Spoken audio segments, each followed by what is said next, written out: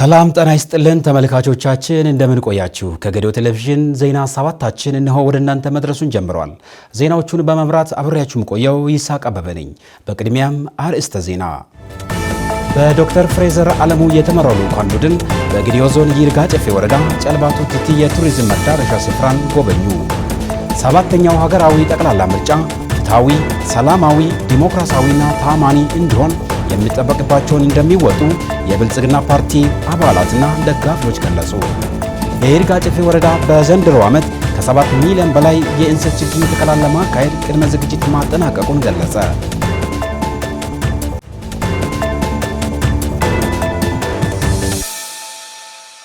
ተመልካቾቻችን በዜና ሰባታችን እነዚህንና ሌሎች ጉዳዮችን በዝርዝር የምንመለከት ነው የሚሆነው። በቅድሚያም አጫጭር ዘገባዎችን እነሆ። ህወሓት ለልማት የተመደበውን በጀት ለጦርነት ዝግጅት እያዋለ ነው አሉ ጠቅላይ ሚኒስትር ዶክተር አብይ አህመድ።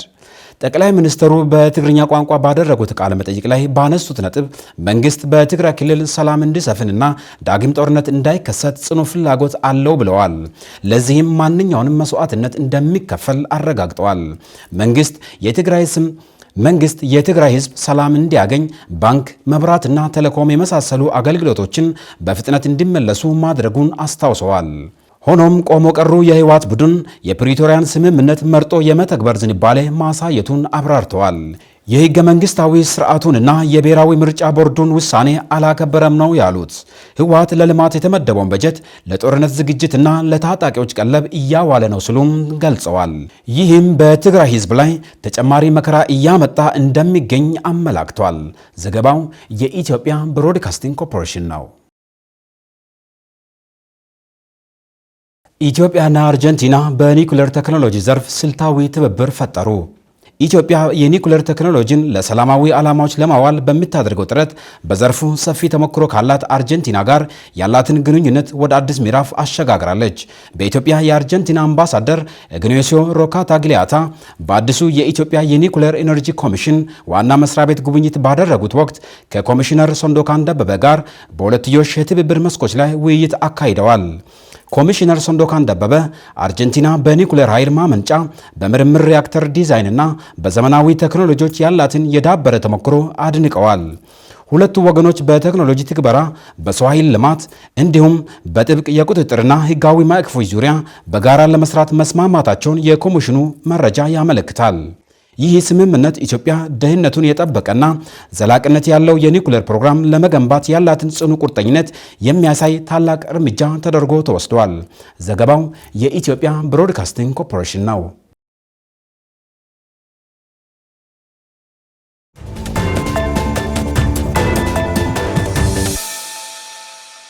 ተመልካቾቻችን አሁን ደግሞ በዝርዝር ወደምንመለከታቸው ጉዳዮች እናልፋለን።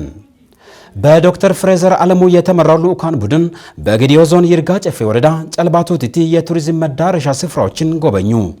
በዶክተር ፍሬዘር አለሙ የተመራው ልዑካን ቡድን በጌዲዮ ዞን ይርጋ ጨፌ ወረዳ ጨልባቱ ቲቲ የቱሪዝም መዳረሻ ስፍራዎችን ጉብኝት አድርገዋል።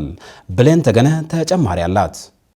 በዲላ ዩኒቨርሲቲ የመውጫ ፈተና ሲፈተኑ የነበሩ ከተለያዩ ዩኒቨርሲቲዎች የተውጣጡ ምሁራን በዞኑ ይርጋ ጨፌ ወረዳ የሚገኘውን የቱሪዝም መዳረሻ ስፍራ ጎብኝተዋል። የዲላ ዩኒቨርሲቲ አካዳሚክ ዘርፍ ዳይሬክተር ዶክተር ፍሬዘር አለሙ እንደገለጹት ከፍተኛ ትምህርት ተቋማት ከመማር ማስተማር ጥናትና ምርምር በተጨማሪ በማህበረሰቡ አገልግሎት አማካኝነት የተለያዩ ስራዎች እንደሚሰሩ ጠቅሰው ዲላ ዩኒቨርሲቲም ለአካባቢው ማህበረሰብ በተለያዩ ዘርፎች አስተዋጽኦ እያበረከተ እንደሆነም ገልጸዋል። በዞኑ የሚገኘውን ተፈጥሯዊ መልክዓ ምድር በዩኔስኮ እንዲመዘገብ ዩኒቨርሲቲው ከፍተኛ አስተዋጽኦ ማበርከቱን የገለጹት ዶክተሩ በቀጣይም የቱሪዝም መዳረሻዎችን ለማስተዋወቅና ዘርፉ የኢኮኖሚ ምንጭ ለማድረግ የተለያዩ ስራዎች እየሰሩ መሆናቸውንም አመላክተዋል። ዛሬ የተገናኘንበት የጨልባቱ ቲቲ የቱሪስት መዳረሻ ማዕከል ተቋማችን በእነኚህ ማዕከላቱን ከመጠበቅና ለዓለም በማሳየት ደረጃ አካባቢው የጌዲዮ ካልቸራል ላንድስኬፕ በዩኔስኮ በ2023 በፈረንጆች አቆጣጠር እውቅና ሲያገኝ ትልቅ ስራ ከሰሩ ተቋማት ውስጥ አንዱ ነው። እንግዲህ ዩኒቨርሲቲዎች ትልቅ ሀብት ሰብስበው በፋይናንስ ብቻ የሚሰሩት ነገር ሳይሆን በመማር ማስተማር ውስጥ የስርዓተ ትምህርት አካል እንዲሆን ማድረግ ከዛ ባሻገር ደግሞ በማህበረሰብ በእነኚህ እንትኖች እንዲጠቀም ማድረግ ተጨማሪ ምርምሮች ተሰርተው ይበልጥ እንዲታወቁ ማድረግና በዚህ ደረጃ የምንሰራቸው ነገሮች እንዳሉ መውሰድ ይቻላል ማለት ነው። የመጨረሻ መልእክቴ የሚሆነው ዙሪያችን በጣም ብዙ ነገር አለ። አይናችንን ልናበራ አይናችንን አብርተን ልናይ የሚገባን በጣም ብዙ ነገር አለ የሚል ነገር አለኝ። የጌዲዮ ዞን ቱሪዝም መምሪያ ባለሙያ አቶ ተስፋዬ በደቻ ጨልባ ቱቲቲ በዞኑ በዩኔስኮ ከተመዘገቡ ስፍራዎች መካከል አንዱ መሆኑን ጠቅሰው መንግስት ለቱሪዝም ልማት በሰጠው ልዩ ትኩረት መነሻም የተለያዩ ስራዎች እየሰሩ መሆናቸውንም ገልጸዋል። አካባቢውን ለቱሪስት ምቹ ለማድረግ የተለያዩ ስራዎች መጀመራቸውን የጠቀሱት ባለሙያው በቀጣይ ዘርፉን የገቢ ምንጭ ለማድረግ የልማት ስራ እየተሰራ መሆኑንም አመላክተዋል። ጨልባ ቱቲቲ አርኮሎጂካል ሳይት ላይ ነው የምንገኘው። ስለዚህ እነዚህ መዳረሻ ቦታዎች ትልቅ የሀገር ሀብት ነው። የዩኔስኮ ጋር ከተመዘገቡ ቦታዎችም አንዱ ነው። ስለዚህ ይህንን በቀጣይነት በማልማት የቱሪስት መዳረሻ ለማድረግ ብዙ ስራዎች ተጀምረዋል። በአሁኑ ሰዓት መንግስት ለዘርፉ በሰጠው ትኩረት ልክ ሁሉም ተረባርቦ ሁሉም ይህንን አካባቢ በማልማት ዜጎች ተጠቃሚ እንዲሆኑ እንግዲህ ይሄንን ከማልማት ቀጥሎ እንግዲህ የተለያዩ ወጣቶችም የስራ እድል የሚፈጠርላቸው እዚህ ለሚመጡ እንግዶች የተለያዩ ሻይ ቡና የተለያዩ አካባቢ ምርቶችን በማዘጋጀት በመስጠት ሰዎችን ተጠቃሚ የማድረግ ስራዎች ተጀምረዋል። እንደ ጌዲዮ ዞን ደግሞ ሁሉም ቦታዎች የሚጎበኙ ናቸው። ስለዚህ ጥብቅ ቦታዎች አሉ፣ ዋሻዎች አሉ፣ ተራሮች አሉ። ወደ ደጋማ አካባቢ ብንሄድ እጅግ ማራኪና ቀልብን የሚስቡ ፏፏቴዎች አሉ። ሁሉ በቀጣይ ሁላችን ተባብረን የሚዲያ አካሉ ፕሮሞት በማድረግ ሌላው አካል ደግሞ በማልማት ከሰራን እንግዲህ ለአካባቢው ኢኮኖሚ እጅግ ፋይዳና ጥቅም ያለው በመሆኑ እንግዲህ በጋራ የምንሰራበት ጉዳይ ነው። በጉብኝቱ ወቅት ከተለያዩ ዩኒቨርሲቲዎች የተወጣጡ ምሁራን በበኩላቸው በዲላ ዩኒቨርሲቲ የመውጫ ፈተና ለመፈተን በመጡበት አጋጣሚ እድሉን አግኝተው በመጎብኘታቸው መደሰታቸውንም ተናግረዋል። የቅርሶች ትክክለኛ የእድሜ ሁኔታ የማይታወቅ በመሆኑ ይህንን ትክክለኛ መረጃ እንዲኖር የዘርፉ ምሁራን ጥናትና ምርምር በማድረግ የራሳቸውን ኃላፊነት መወጣት አለባቸውም ብለው አክለዋል። ዲላ ዩኒቨርሲቲ ይህንን እድል ስለፈጠረላቸው አመስግነው ያለውን ተክል ድንጋይ ይዘቱ ሳይለቅ ጠብቆ ለትውልድ ማሻገር እንደሚገባም አንስተዋል። ከዋቻሞ ዩኒቨርሲቲ ወደ ዲላ ዩኒቨርሲቲ የኤግዚት ኤግዛም ለመፈተን ነው የመጣ ነው። በዲላ ዩኒቨርሲቲ በተመቻቸው የጌዲዮ አካባቢ የሚገኙ የትክል ድንጋዮችን ለመጎብኘት ነው እዚህ የመጣ ነው። እጅግ በጣም ደስ የሚሉ የተፈጥሮ ሀብቶች እንዳሉ ለማየት ችያለውና እዚህም እያየሁት ያለሁት ነገር እጅግ በጣም ቆንጆ ነው። አሁን እዚህ መጥቼ ለማየት እንደቻልኩት እጅግ በጣም የተደበቀ ማለት ይቻላል እጅግ በጣም የከበረ ታሪክ እንዳለ ለማየት ችያለሁ። ሆኖም ግን ትክክለኛ የሚባል መቼ በማን ተሰራ የሚባለው ነገር ለምን ተሰራ የሚባለው ነገር የሚገልጽ ትክክለኛ መረጃ እንደሌለ ለማየት ችያለውና የዘርፉ ባለሙያዎች ምሁራን እንደ መንግስትም ሰፊ የሆነ ጥናትና ምርምር መደረግ አለበት ብዬ አስባለሁ። ይሄኛው ከሌሎቹ እኔ ካየዋቸው አጋጣሚዎች ደስ የሚለው ነገር ስታንዳርዱን የጠበቁ ናቸው። እንደዚህ እንጎበኛለንም ብለን ለጉብኝትም እንዲሁ የሚታይ ትክል ድንጋይ ሲባል ኖርማሊ አልፎ አልፎ እንጂ እንደዚህ በደንብ ራሳቸውን ተጠብቀው ኖርማሊ ማለት ታሪክ አዘል የሆኑ ነገሮች እንደ ሌሎች ቱሪዝም እንትን ኤሪያዎች ጥብቅ ሆኖ መቀመጣቸው እኔ ሰርፕራይዝ ሆኛለሁ። እንዳይነኩ ተደርገው በባለሙያ ሁሉ ካልሆነ ሌላ ሰው እንትን ማለት እንደማይችል ዶክመንትድ መሆናቸው ታሪካ እንደዚህ አስጎብኝ ራሱን ታሪኩን የሚያቀመጥቶ መጎብኘታችን ሰርፕራይዝ ሆኛለሁ። ዩኒቨርሲቲዎች ሞር አሁን ደግሞ ከሪሰርች ጋር ተያይዞ ዶክመንትድ ቢያደርጉ የተለያዩ ኢንፍራስትራክቸር ቤዝዶች ለምሳሌ መንገዶች በደንብ ቢሰሩና ሌሎች ኤሪያዎችም አብረው ቢሰሩ ታሪኩን ጠብቆ እንዲሄድ ትውልዱን በቀላሉ እንዲያገኝ ይደረጋል ብዬ አስባለሁ። ዚት ኤግዛም የፈተና መውጫ ለመፈተን ነው የመጣው። እግረ መንገዳችንን ዩኒቨርሲቲው እድል ሰጥቶ በጌዲዮ ዞን የሚገኘውን ይሄ ተክለ ድንጋይ ለመጎብኘት ዛሬ እዚህ መተናል። አጋጣሚውን በጣም ጥሩ ነው። እንግዲህ በዚህ አጋጣሚ ስንመጣ አንደኛ ደግሞ ይሄ እዚህ አካባቢ ያለው ነገር ስናይ በጣም ደስ የሚል የሚደነቅ ለአካባቢው ደግሞ ብዙ ነገር ለአካባቢ እድገት ለቱሪዝም ጥሩ ነገር ሊኖራል ብዬ እገምታለሁ። በምሁራኖች ዩኒቨርሲቲ በተለይ በአርኪኦሎጂ ተጠንቶ ይህን ነገር ማወቅ በሀገራችንም ለሀገራችንም በደንብ ያስታውቃል። ሀገራችንን ለውጭ ሀገር ለቱሪዝም ብዙ ነገር ጥቅም ስለሚሰጥ ይሄ ነገር በደንብ ተጠንቶበት ተሰርቶበት ጥናት ተደርጎ ቢሰራበት ደስ ይለኛል። ይርጋ ጨፌ ወረዳ በዘንድሮ ዓመት ከ7 ሚሊዮን በላይ የእንሰት ችግኝ ተከላ ለማካሄድ ቅድመ ዝግጅት ማጠናቀቁን ገለጸ። በምግብ ራስን ለመቻል በሚደረገው ጥረት እንሰት ከፍተኛ ፋይዳ ያለው በመሆኑ ሁሉም የእንሰት ልማት ላይ በትኩረት ሊሰራ እንደሚገባ ተገለጸ። ሴኒያ መሐመድ ተጨማሪ አላት። የይርጋ ጨፌ ወረዳ አርሶ አደር ክፍሌ ጎዶ በገበያ የእንሰት ችግኝ በመወደዱ መነሻ ወደ ችግኝ ማፍላት ስራ መግባታቸውን ተናግረው ከቤተሰቦቻቸው ጋር በመሆን ችግኝ የማፍላት ስራ በመስራት እየተጠቀሙ እንደሆነም ገልጸዋል። በዘንድሮ ዓመት የእንሰት ችግኝ ለገበያ ለማቅረብ ከ20 ሺህ ችግኝ በላይ ማዘጋጀታቸውን የገለጹት አርሶ አደሩ ሌሎችም የእነርሱን ተሞክሮ ወስደው ቢሰሩና ቢጠቀሙ ሲሉ መልእክት አስተላልፈዋል። ችግኙ ከ20 ሺህ ችግኝ በላይ ነው ያፈላ በማሳ ውስጥ እንሰቱ ያለ ገበያ ውስጥ እየገዙ ብዙ ገንዘቦችም ንብረቶቹ እያባከኑ ነው ህብረተሰቡ። ስለዚህ ከሰራ ነው አንድ አመት ላይ በእንደዚህ አይነት ውጤት ስለደረሰ ነው ህብረተሰቡም ከማሳ ችግኝ አፈልቶ ለራሱ ጥቅም እንዲያደርጉልኝ ሌሎች አርሶ አደሩም እንደነ እንደዚህ ችግኝ አፍርቶ እንዲጠቀሙልኝ ብዬ አስተያየት ለመስጠት ይገባል። አብርሃም ክፍሌ ከትምህርቱ ጎን ለጎን ለቤተሰቡ በግብርና ስራ እንደሚያግዝ ጠቁመው ሌሎችም ወጣቶች ጊዜያቸውን በአግባቡ በመጠቀም በግብርና ዘርፍ ቢሰሩ ተጠቃሚ እንደሚሆኑም ተናግረዋል። እኔ ከትምህርት ስመለስ ቤተሰቦችን በማገዝ አሁን ከትምህርት በኋላ ቆሻሻውን ወደዚህ ወደ እንሰት በማምጣት እንዲህ ቤተሰቦችን እየረዳሁ ይገኛል። ሁሉም ሰው እንዲህ ከውጭ ከገበያ ከመግዛት ይልቅ ከራሱ ማሳ አውጥቶ እንዲህ እንሰት ቢተክሉ እና እንዲህ ቢያፈሉ እንኳን ለራሳቸው ለሀገራቸውም ለቤተሰባቸውም ይተርፋሉ ብዬ አስባለሁ። የይርጋ ጨፌ ወረዳ ግብርና ጽሕፈት ቤት ባለሙያ አቶ ታምራት ብርሃኑ እንደ ወረዳ ለእንሰት ተከላ ቅድመ ዝግጅት እየተደረገ መሆኑንና ከመሬት ዝግጅት ጀምሮ ድጋፍና ክትትል እየተደረገ መሆኑን ተናግረዋል። ይህም እንደ ሀገር ከተረጂነት ወደ ምርታማነት በሚደረገው ሽግግር ሂደት ላይ አርሶ አደሮች በየማሳቸው ችግኝ ማዘጋጀታቸው ከፍተኛ ጥቅም እንዳለው ተናግረዋል። ያው ችግኙን እንዲዘጋጅ ያው ስንለው ቀጥታ ያው በየቀበሌውም ባለሙያ አለ።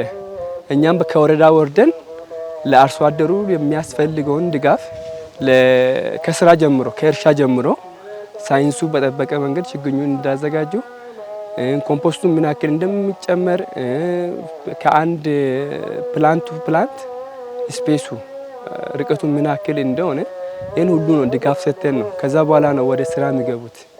በእርግጥ ያው መንግስትም እንደ ፖሊሲም ከተረጂነት ወደ ምርታማነት ስለሚል በእርግጥ አርሶ አደሮች ብዙ ጠቀሜታ ነው ያለው። በየጓሮ ችግኙ ማዘጋጀቱ ኢቭን አምና የነበረው የግዢ ላይ የነበረው ዋጋና ካቻምና የነበረው አንድ አይደለም። ይህ ምንድነው ከምርታማነት ወይም ከደረጃ ወደ ምርታማነት የሚለው ሂሳብ ከመጣ በኋላ ነው። ይህ ማለት በየጓራቸው አርሶ አደሩ ችግኝ እያፈላ ባለው ከቤት የጠረጉ ጥራግ ኮምፖስት እያዘጋጁ ብኛ በባለሙያ በነገሪን መሰረት እያዘጋጀው ያለው ችግኙ በዛው ልክ በየጓራቸው አለው። ይህ ማለት ደግሞ ትልቅ ጠቀሜታ ነው። አሁን ተረጂነት ወደ ምርታማነት የምንለው አሁን እንሰቱ በተለይ በ3 አመት ላይ ነው የሚደርሰው። ችግኙ 1 አመት ሳይት ላይ ከቆየ ወደ ፊልድ ስንቀይር በ3 አመት ስለሚደርስ ይህንን ደግሞ በቤት ለምግብነት ስለሚጠቀሙ አሁን ሰው ሁሉ ወዴት እየሄደ ነው? እንሰት ለመተከል ጓሮ ላይ ችግኝ ለማፍላት ወደ ማፍላት እየገባ ነውና ትልቅ ጠቀሜታ ነው አለ። የይርጋ ጨፌ ወረዳ ግብርና ጽሕፈት ቤት ምክትል ኃላፊ አቶ ሰብስቤ ታምሩ በበኩላቸው እንደ ወረዳ 7.5 ሚሊዮን የእንሰት ችግኝ ተከላ ለማድረግ የጉድጓድ ዝግጅት ከተፋሰስ ስራ ጋር መዘጋጀቱን ተናግረዋል። የምግብ ዋስትናን ለማረጋገጥ እንሰት የጀርባ አጥንት መሆኑን የገለጹት ኃላፊው የእንሰት ችግኝ ተከላ ለማድረግ የጉድጓድ ቁፋሮ እንደተዘጋጀም አንስተዋል። እንደሚታወቀው ከዚህ ወር ቀጥሎ የዝግጅት ምዕራፍ ጨርሰን ወደ ተከላ የምንገባበት ወቅት ስለሆነ ጉድጓድ ዝግጅት ከዚህ ከተፋሰስ ስራ ጋር ተያይዞ አጠቃላይ ኩታ ገጠም ወደ 18 ኩታ ገጠም ነው በ12 ቀበሌ ዘንድሮ የጀመርነው። ከዚህም ጋር ተያይዞ ዝግጅቱን ከተፋሰስ ጋር አንድ አድርገን እየሰራን ያለንበት ሁኔታዎች አሉ። ከ6.3 ሚሊዮን አካባቢ ዝግጅቱን ወደ ማጠናቀቅ ጉርጋድ ዝግጅት ማጠናቀቅ ደርሰናል። በዚህ ዝግጅት ላይ ታች እያንዳንዱ ከኤስኤምኤስ ባለሙያ መድበን በሁሉም ቀበሌ ደረጃ እያዘጋጀን የምንገኝበት ሁኔታዎች አሉ። በዚህ ልክ ተዘጋጅተን ዝግጅቱ ምዕራፍ ወደ ማጠናቀቅ እየሄድን ያለንበት ሁኔታዎች ነው አለን። በእያንዳንዱ ቀበሌ ደግሞ ባለሙያ መድበን እየተከታተልና እየደገፍን ያለንበት ሁኔታ አለ። ወላብንዶ የተሰኘ የተቆላና የተፈጨ ቡና አምራችና አቅራቢ የሴቶች ማህበር ስራ መጀመሩን አስታወቀ። ወላብንዶ የተሰኘ የተቆላና የተፈጨ ቡና አምራችና አቅራቢ የሴቶች ማህበር በዲላ ከተማ ይፋዊ ስራ ማስጀመሪያ መርሃ ግብር የመንግስት የስራ ኃላፊዎች በተገኙበት አካሂዷል። ተጨማሪ አለን። በዓለማችን ላይ ትልቅ የንግድ ገበያ ከተቆጣጠሩ የግብርና ምርቶች አንዱ የቡና ምርት ነው። በዚህም ዘርፍ በርካቶች ተሰማርተው ውጤታማ በመሆን የራሳቸውንም ሆነ የሀገርን ኢኮኖሚ በማሳደግ ላይ ይገኛሉ። የጌዴኦ ዞን በተፈጥሮ ሀብት የበለጸገ በርካታ የቱሪዝምና የባህል ሀብት ባለቤት መሆኑን የገለጹት የኢጋድ የሴቶች ጉዳይ ፕሬዝዳንት ክብርት ወይዘሮ እንግዳዬ ሼቴ ለአካባቢው ካላቸው ፍቅር የተነሳ በርካታ እናቶችን ማብቃታቸውንና ለማህበሩ መቋቋም ትልቅ ስራ መስራታቸውን ጠቅሰዋል። ሴቶች በሁሉም ዘርፍ በመሰማራት ውጤታማ መሆን ይችላሉ ያሉት ፕሬዝዳንቷ በዓለም አቀፍ ደረጃ ተወዳጅና ኦርጋኒክ የሆነውን ቡና እሴት በመጨመር ለሀገርና ለዓለም ገበያ ለማቅረብ ማህበሩ መዘጋጀቱንና የገበያ ትስስር በሀገርም ሆነ በዓለም አቀፍ ገበያ ለመፍጠር እየተሰራ መሆኑን ጠቅሰዋል። በተለይ ጌዴኦ እጅግ በጣም ትልቅ ፖቴንሻል ያለውና ያልተዘመረለት ዞን ነው። የአካባቢው ህብረተሰብ ያላወቀው መንግስትም ብዙ ጥልቅ ብሎ ያልገባበት ሪሶርስ ያለው ዞን ነው። ሴቶች የያዙት ነገር መሰረት ከያዘ ብዙ ነገር አለ። ትክክለኛ ያልተበረዘ ያልተከለሰ ጥራቱን የጠበቀ ምርት ይዘው ከቀረቡና ከሰሩ የገበያ ትስስር የማያገኙበት ምንም ምክንያት የለም። ምክንያቱም አስፈላጊ ተፈጥሯዊ ቅመሞች አሉትና የማህበሩ መቋቋም ለከተማው ትልቅ ፋይዳ እንዳለው የጠቆሙት የዲላ ከተማ ከንቲባ ዶክተር መስፍን ደሚሴ ሴቶች የጥንካሬ ማሳያ በመሆናቸው ዘርፉን በላቀ ውጤት ይመሩታል በማለት በአካባቢው ያለውን እምቅ አቅም በተገቢው መንገድ በመጠቀም ውጤታማ መሆን እንደሚቻል ገልጸዋል። እንደ ሀገር መንግስት በኢንዱስትሪው ዘርፍ በትኩረት በመስራት ላይ ይገኛል ያሉት ከንቲባው ማህበሩ ነገ ላይ በሀገርና በዓለም አቀፍ ደረጃ ተጽዕኖ መፍጠር የሚችል በመሆኑ የከተማው አስተዳደር አስፈላጊውን እገዛ እንደሚያደርግ ተናግረዋል። ቡና ላይ ያለውን ጥቅም ወይም ደግሞ ውጤት በወጉ በደንብ የሚገነዘበው የኛ ማህበረሰብ የተከለው አርሶ አደር እና እየተጠቀመ ያለው የተለያየ ባለድርሻ በምን ያህል ደረጃ ቡና ጠቃሚ እንደሆነ ሊገነዘብ ይችል ይሆናል። ከሰራን በትብብር ከሰራን መለወጥ የምንችልበት መበልጸግ የምንችልበት እድል በአካባቢያችን ያለ ስለሆነ ይህንን አይናችንን ከፈት አድርገን እንድንመለከትና እንድንገነዘብ እንድንረዳ የሚያደርግ ስለሆነ የዛሬው ይሄ ውይይት ምንም እንኳን ይፋዊ በሆነ መንገድ ስለ ወላብንዶ ማህበር ላውንች የማድረግ ፕሮግራም ይሁን እንጂ መልእክቱ ግን በጣም ጠንካራና ትላልቅ መድረኮችን ከፍተን ከምናስተላልፈው በላይ ልዩ መልእክት ያገኘበት ስለሆነ እኔ በጣም ደስ ብሎኛል። ክቡር ጠቅላይ ሚኒስትራችንም ያስቀመጡት ግን 3-2-1 የሚባል ግብ አለ። ኢንዱስትሪ ላይ መካከለኛና አነስተኛ ኢንዱስትሪ በተለይ ደግሞ ከተሞችና ወረዳዎች መሳብ አለባቸው።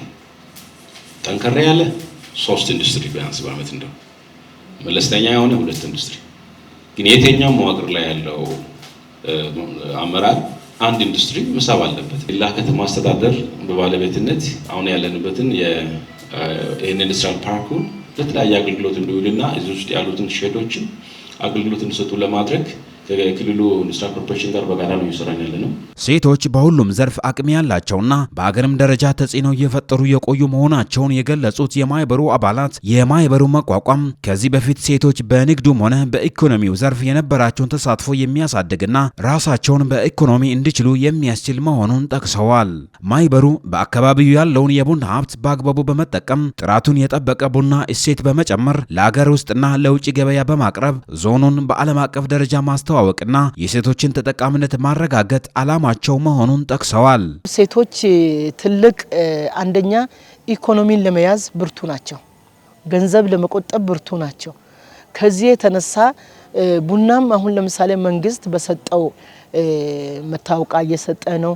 አብሮ በቡና በካሬ ሜትር ቆጥሮ እየሰጣቸው ከመሆኑ የተነሳ ይሄን ስላሉ አንድ ቡናን 3 ኩንታል አንድ 15 ኩንታል 20 ኩንታል ያላት ሴት በቀጥታ ገበያን ለመፈላለግ ግድ ወደ ተለያየ ቦታ መሄድ የለባትም።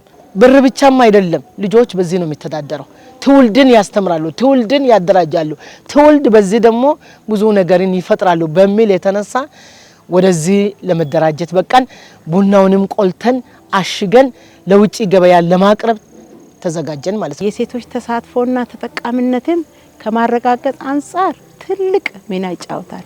ሴቶቻችን በአቅም ራሳቸውን ገንብቶ መውጣት አለባቸው። ሴቶቻችን በራሳቸው ካፒታል በራሳቸው ኢኮኖሚ መንቀሳቀስ ትልቁ የህብረተሰቡ 50% ሴት ናትና ሴት በአቅም ካደገች ኢኮኖሚ ካደገች አገርም በጣም ታድጋለችና ከዚህ አንጻር ሴቶች የራሳቸውን እርሻ ከዚህ ቀደም በጥሬ ይዞ የሚሄዱትን እሴት ጨምረውበት ፕሮሰስ አድርገው ቡናውን ፓክ አድርገው የታሸገውን ቡና በማቅረብ በየቢሮዎች ክልሎች ላይ በየመስሪያ ቤቶች እንዲሁም በፌደራል ደረጃ በየአዲስ አበባ ሰፊ የገበያ እድል ትስስር ፈጥሮ በዚህ ልክ ራሳቸውን ወደ ገበያ አቅርበው ኢኮኖሚያቸውን ካደገ ሴቶች በኢኮኖሚ የበለጸጉ ሴቶች ከሆኑ ለአገሪቷም ትልቅ አስተዋጽኦ ያበረክታሉ።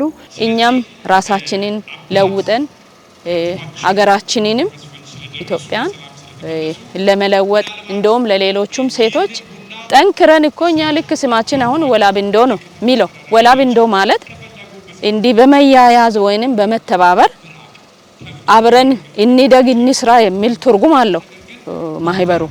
ለምን አብረን ሰርተን አብረን አንድ ሆነን በመስራት ትልቁን ነገር መስበር እንችላለን፣ ትልቅ ነገር ማድረግ እንችላለን። ቡና የምናገኘው ከራሳችንም ማሳ እንደገና ደግሞ ከአካባቢያችን ትክክለኛ የቡና ፍቃድ ያላቸው ከቡናና ሻይ ባለስልጣን ትክክለኛ የሆነውን ህጋዊ የሆነውን ሰውነት ህጋዊ ሰውነት ያለውን ፍቃድ ያገኙ የተለያዩ ስፔሻል ቡና የሚያዘጋጁ ወደ 90 ምናምን ወደ 900 ምናምን የሚሆኑ አርሶ አደሮች አሉ። ተመልካቾቻችን በመከታተል ላይ የምትገኙት ከጌዲዮ ቴሌቪዥን የሚተላለፍላችሁን ዜና ሰባታችንን ነው። ዜናዎቻችን እንደቀጠሉ ናቸው። ሰባተኛው ሀገራዊ ጠቅላላ ምርጫ ፍትሃዊ፣ ሰላማዊ፣ ዲሞክራሲያዊና ተአማኒ እንዲሆን የሚጠበቅባቸውን እንደሚወጡ የፓርቲ አባላትና ደጋፊዎች ገለጹ። ይህም የተገለጸው በደቡብ ኢትዮጵያ ክልል የዲላ ክላስተር ተቋማት የብልጽግና ፓርቲ አባላት ሰባተኛ ጠቅላላ ሀገራዊና ክልላዊ ምርጫ ማኒፌስቶና የምርጫ መወዳደሪያ ምልክት ማስታወቂያ መርሃ ግብር በዲላ ከተማ በተካሄደበት ወቅት ነው። ተስፋዬ ጎበና ያዘጋጀውን ዘገባ ዳኛቸው ሳሙኤል እንደሚከተለው ያቀርበዋል። ሰባተኛው ሀገራዊ ጠቅላላ ምርጫ ፍትሃዊ፣ ሰላማዊ፣ ዲሞክራሲያዊና ተአማኒ እንዲሆን የሚጠበቅባቸው እንደሚወጡ የፓርቲ አባላትና ደጋፊዎች ገለጹ። ይህ የተገለጸው በደቡብ ኢትዮጵያ ክልል የዲላ ክላስተር ተቋማት የብልጽግና ፓርቲ አባላት ሰባተኛ ጠቅላላ ሀገራዊ ክልላዊ ምርጫ ማኒፌስቶና የምርጫ መወዳደሪያ ምልክት ማስታወቂያ መርሃ ግብር በዲላ ከተማ በተካሄደበት ወቅት ነው። የደቡብ ኢትዮጵያ ክልል ዲላ ክላስተር አማካሪ ማስተባበሪያ ጽሕፈት ቤት ኃላፊና የህብረቱ ሰብሳቢ አቶ አበባየሁ ኢሳያስ ባለፉት 7 ዓመታት በርካታ ሪፎርምና ኢኒሼቲቮችን ፓርቲው ቀርጾ ባከናወናቸው ስራዎች ተጨባጭ ውጤቶች መመዝገባቸውን አስረድተዋል። ሰባተኛው ሀገራዊ ጠቅላላ ምርጫ ነጻ፣ ፍትሃዊ፣ ዲሞክራሲያዊና ተአማኒ እንዲሆን በትኩረት እየተሰራ መሆኑን የገለጹት ኃላፊው የመወዳደሪያ ምርጫ ምልክት የሆነው የስንዴ ነዶ አንድነት፣ ህብረት፣ ጥንካሬና በምግብ ራስን የመቻል ምልክት መሆኑን ጠቁመዋል። ፓርቲያችን በርካታ የሪፎርም ስራዎችን እየሰራ ባለፉት 5 ዓመታት በርካታ ኢኒሼቲቮችን እያወረደ እንደ ክልልም እንደ ሀገርም ስንሰራ መተናል። ፓርቲያችን ሪፎርም ካረጋቸው ነገሮች ደግሞ ለመወዳደርም ይሁን ለሀገር ሉዓላዊነት እውን የሆኑ በእጅ የሚዳሰሱ የሚጨበጡ አካል የለበሱ ውጤቶችን ያመጣ ፕሮግራም የቀረጸ ፖሊሲ የቀረጸ ሪፎርም ቀርጾ ወደ መሬት አወርዶ በዚህ ልክ ቀጣይ 7ኛ ዙር ላይ ደግሞ እንድንመረጥ እንደ ፓርቲ ተወዳድረን እንድንመረጥ የሚያስችሉ በርካታ ውጤቶችን አስመዝግቦ ነው ዛሬ በእንዲህ አይነት ሁኔታ ተሰባስበን ምርጫ ምልክታችን ማስተዋወቂያ መድረክ የደረስነውን በመርሃ ግብሩ የደቡብ ኢትዮጵያ ክልል በምክትል ርዕሰ መስተዳደር ማዕረግ የዲላ ክላስተር አስተባባሪና የክልሉ ግብርና ቢሮ ኃላፊ ዶክተር መሪሁን ፍቅሩ 7ኛ ዙር ሀገራዊ ክልላዊ ምርጫ መወዳደሪያ ምልክት የስንዴ ነዶ አንድነትንና መተባበርን የማይመለከት መሆኑን ጠቁመው ለዚህ ምርጫ ማኒፌስቶና የመወዳደሪያ ምልክት ማስታወቂያ መርሃ ግብር እንኳን አደረሳችሁ ብለዋል። ሀገራችንን ከተጋፈጡ ችግሮች መካከል ህብረ ብሔራዊ አንድነት፣ ድህነት፣ የግጭትና የጦርነት ታሪክ፣ የጸና ዲሞክራሲያዊ የፖለቲካ ስርዓት አለመኖር፣ ያልተቋረጠ ስርዓተ መንግስት ግንባታና የመግቢያና የመውጫ በር አለመኖር በመሰረታዊነት ከሚጠቀሱ ችግሮች መሆናቸውን አስረድተዋል። ኢትዮጵያ በመሰረታዊነት 6 ዋና ዋና ችግሮች ውስጥ ተቀፍድዳ ያለች አገር ናት። አንደኛውና ዋነኛው የህብረ ብሔራዊነትና አንድነትን የማጣጣም ችግር ያለባት ሀገር ናት። ሁለተኛው ሀገራችን ኢትዮጵያ በመሰረታዊነት ችግር ውስጥ ናት ተብሎ የሚነሳው ድህነት፣ የድህነት አረንቋ፣ የችግር አረንቋ፣ መሰረታዊ የኢኮኖሚ ችግር ውስጥ የቆየች ሀገር ናት። በሶስተኛ ደረጃ እየተከታተለ የመጣ የግጭትና የጦርነት ታሪካችን፣ ግጭትና ጦርነት ሁሌም ዋጋ የሚያስከፍል በገንዘብ በሀብት ብቻ ሳይሆን በህይወት ዋጋ የሚያስከፍል የቆየ ታሪክ ያለን ሀገር ነን። በአራተኛ ደረጃ የጸና የዴሞክራሲና የፖለቲካ አለመረጋጋት ወይም የጸና የዴሞክራሲ ስርጸት ጉድለት ያለባት ሀገር ናት። የመጨረሻው መግቢያ መውጫ ያለመኖር፣ መግቢያ መውጫ ማለት የባህር በር አለመኖር። እነዚህ 6ቱ መሰረታዊ የሀገራችን ኢትዮጵያ ችግሮች ናቸው። ሀገራችንን ለዘመናት ጠንፎ ከያዘው የድህነት አረንቋ ወጥተን ከተረጅነት ወደ ረጅነት ለመሸጋገር አባላትና ደጋፊዎች በአጽንኦት መስራት እንደሚገባም አንስተዋል። በዚህም ሀገራዊ ጠቅላላ ምርጫ ፍትሃዊ፣ ሰላማዊ፣ ዲሞክራሲያዊና ተአማኒ እንዲሆን ሁሉም የሚጠበቅባቸውን በትጋት መወጣት እንዳለባቸው ዶክተር መሪሁን አሳስበዋል።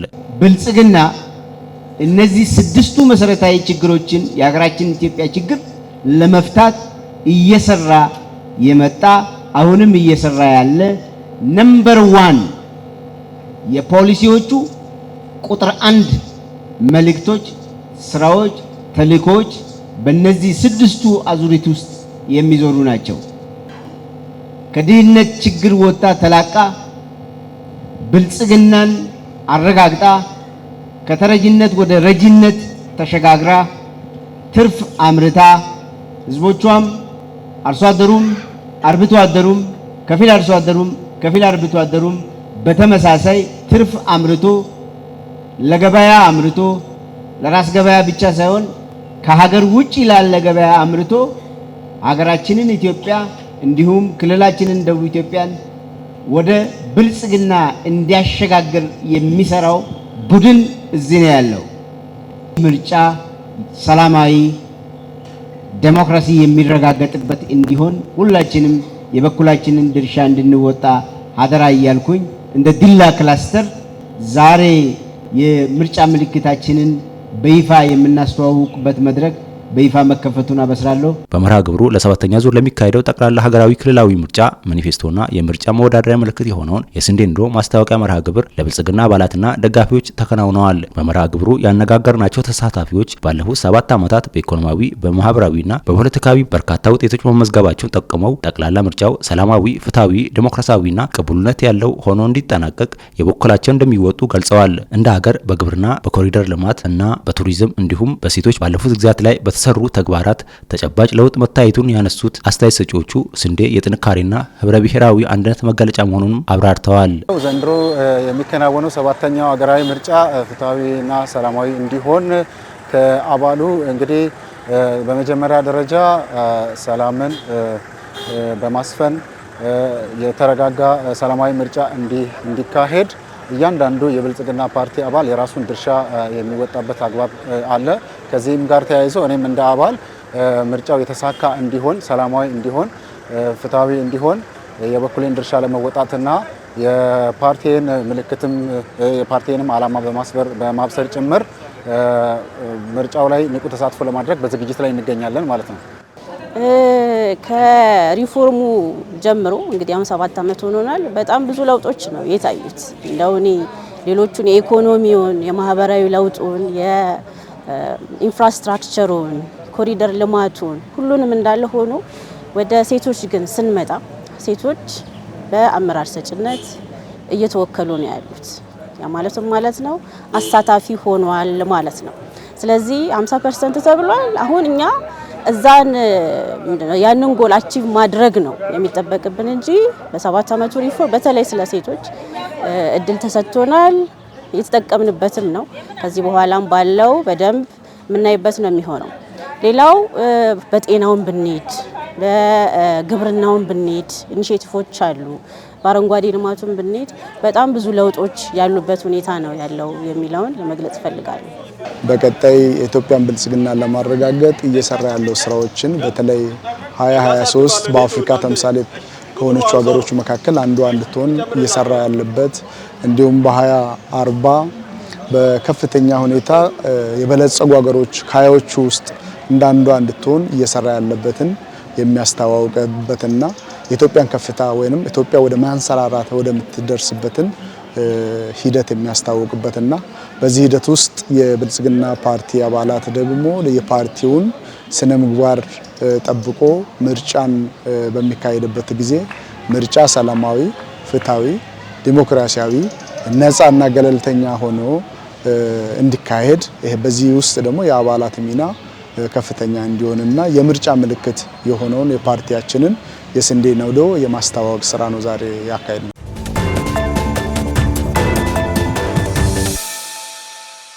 ተመልካቾቻችን ዜናዎቻችንን ከማብቃታችን በፊት ዋና ዋና ነጥቦችን እናስታውሳችሁ። በዶክተር ፍሬዘር አለሙ የተመራው ልዑካን ቡድን በጌዲዮ ዞን ይርጋ ጨፌ ወረዳ ጨልባቶ ቲቲ የቱሪዝም መዳረሻ ስፍራን ጎበኙ። 7ኛው ሀገራዊ ጠቅላላ ምርጫ ፍትሃዊ፣ ሰላማዊ፣ ዲሞክራሲያዊና ተአማኒ እንዲሆን የሚጠበቅባቸውን እንደሚወጡ የብልጽግና ፓርቲ አባላትና ደጋፊዎች ገለጹ። የይርጋ ጨፌ ወረዳ በዘንድሮ ዓመት ከ7 ሚሊዮን በላይ የእንሰት ችግኝ ተከላ ለማካሄድ ቅድመ ዝግጅት ማጠናቀቁን ገለጸ። ተመልካቾቻችን በመከታተል ላይ የነበራችሁት ከጌዲዮ ቴሌቪዥን የሚተላለፍላችሁን ዜና 7ታችንን ነበር። ዜናዎቻችንን በዚሁ አበቃን። ዜናዎቹን በመምራት አብሬያችሁ ቆየሁት። እኔ ይሳቅ አበበ ከመላው ስቱዲዮ ባለሙያዎች ጋር በጋራ በመሆን ነበር። ከቀሪ ከጌዲዮ ቴሌቪዥን ፕሮግራሞች ጋር መልካም ቆይታ ይሁንላችሁ። ሰላም።